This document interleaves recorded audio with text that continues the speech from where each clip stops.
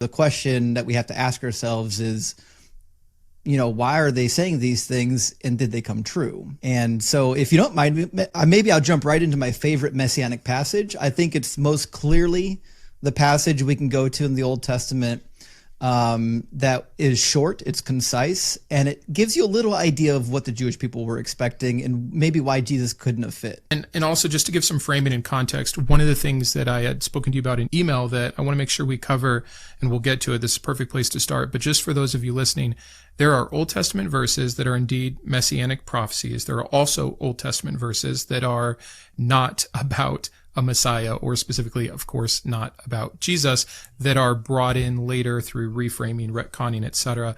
We'll get to that in the second part of this conversation, I'm sure, but wanting to start, of course, with the actual Hebrew Bible's claims about what a Messiah will be, will look like, time frames, all of that stuff. So yeah, whichever one you think is best for us to start with, let's dive in.